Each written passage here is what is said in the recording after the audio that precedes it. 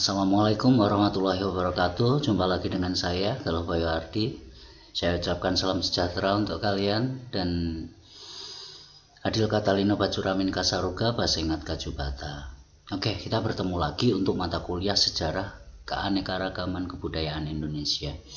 Namun demikian, kali ini mungkin saya tidak akan lebih banyak menjelaskan, tapi saya tunjukkan salah satu video yang kebetulan saya menemukan video dari Departemen Pendidikan dan Kebudayaan, dan video tersebut menjelaskan mengenai bagaimana asal-usul bagaimana Nusantara ini atau Indonesia ini mulai dihuni oleh manusia dan dari mana saja mereka. Mari silahkan kita saksikan berikut ini. Oke, mari simak.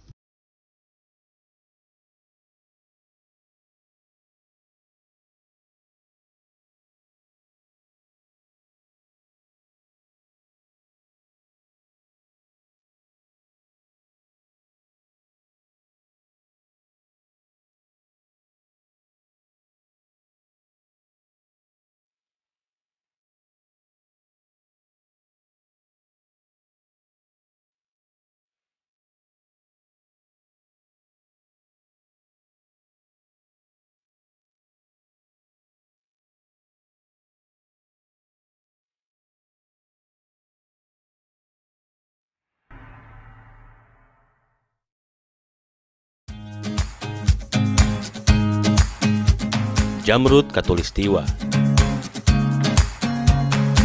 Itulah bentang alam Indonesia, sebuah karunia Tuhan yang tiada banding karena kesuburan dan melimpahnya kekayaan alam. Akibat adanya cincin api Asia Pasifik, kehidupan di Nusantara menjadi bervariasi. Ada daerah yang basah dan ada pula yang kering, dengan kesuburan yang bervariasi. Perbedaan ini akan mempengaruhi corak kehidupan manusia. Manusia pertama yang masuk ke Nusantara adalah Homo erectus. Manusia jenis ini sudah mengenal teknologi sederhana, berupa alat bantu untuk bertahan hidup di Indonesia. Sampai kepunahannya sekitar 200.000 hingga 100.000 tahun lalu, tidak banyak perubahan yang dibuat oleh Homo erectus. Dari arah Afrika, masuk Homo sapiens jenis Austromelanesoid ke Nusantara. Dalam penyebarannya ke kepulauan Nusantara, mereka menggunakan rakit bambu untuk menyeberangi pulau demi pulau. Pada periode kemudian, ras Mongoloid masuk dari daratan Asia dan disusul lagi dengan kelompok penutur bahasa Austronesia sekitar 4.000 tahun yang lalu yang menjadi penghuni mayoritas kawasan Nusantara. Sedang ras Melanosoid tetap hadir di Papua dan sebagian wilayah baratnya. Meskipun terjadi persaingan dominasi antar mereka, terdapat bukti bahwa di antara mereka dapat hidup berdampingan, bahkan mungkin sekali kawin-mawin, sebagaimana dibuktikan oleh hadirnya ras Austromelanesoid dan Mongoloid di Jawa Timur dan Aceh, serta munculnya rangka individu yang membawa ciri-ciri ras gabungan di Pulau Sumba. Bangsa Austronesia sangat adaptif pada alam Nusantara. Mereka mengembangkan pertanian ladang, teknologi pembuatan kapal, teknologi logam dan membuat monumen-monumen megalitik, tradisi rumah panggung, tinggal di gua-gua, dan menciptakan karya seni indah berupa lukisan gua. Peradaban bangsa Nusantara lalu berkembang. Kontak dengan bangsa asing yang lebih kompleks terjadi pada sekitar abad ke-4 dan ke-5 Masehi.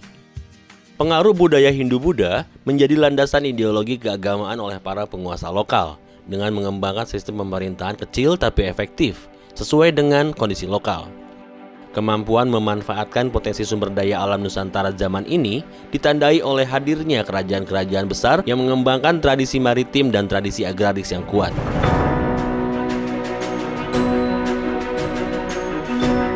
Bukti-buktinya bisa dilihat pada data yang berasal dari abad ke-8 hingga abad ke-15.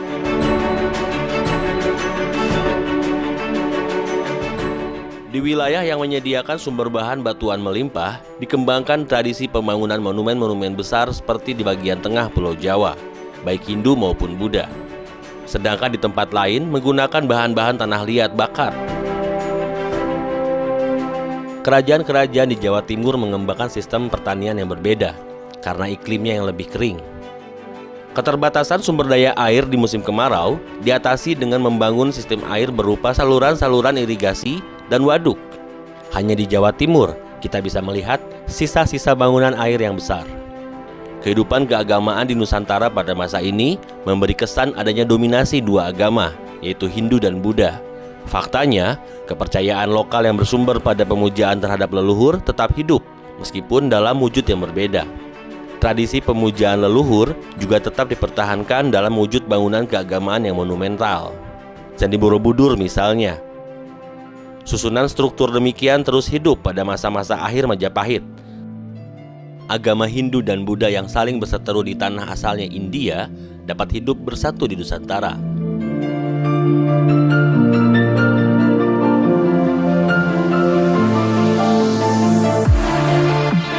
Sikap toleransi tidak hanya dinyatakan dalam ungkapan keagamaan Bhinneka Tunggal Ika, tetapi juga diekspresikan dalam bangunan peribadatan.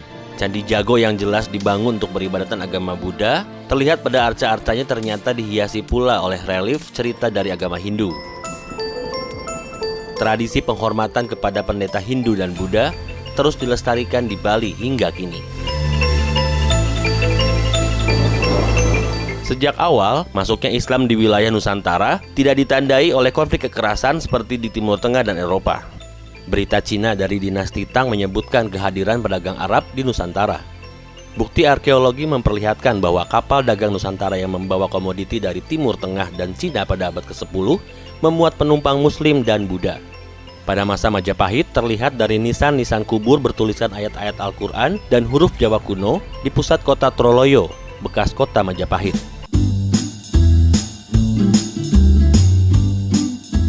Di pesisir Jawa Timur, pusat Islam diberi kebebasan untuk berkembang secara mandiri. Kehidupan bersama orang-orang asing juga lazim di Majapahit.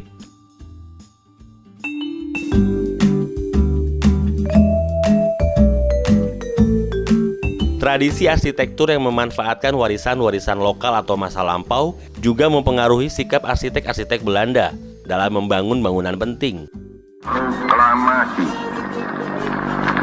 kami bangsa Indonesia dengan ini menyatakan kemerdekaan Indonesia. Era kemerdekaan yang dimulai dengan masa pemerintahan Soekarno dalam rangka membangun semangat membangkitkan nasionalisme dengan semboyan, karakter, and national building. Soekarno memanfaatkan warisan masa lampau yang gemilang sebagai sumber inspirasinya.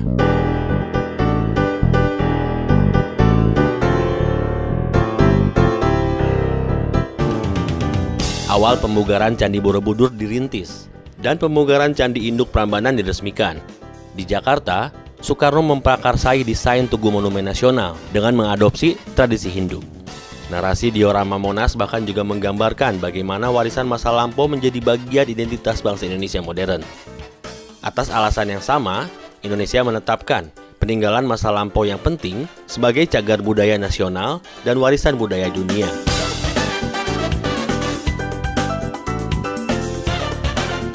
Mengapa kita dapat memiliki warisan budaya yang begitu kaya dan membanggakan ini? Jawabannya adalah karena Tuhan memberikan dua karunia besar pada bangsa kita, yaitu wilayah geografis yang kaya dan beraneka ragam, juga pengalaman pergaulan yang intensif dengan bangsa lain.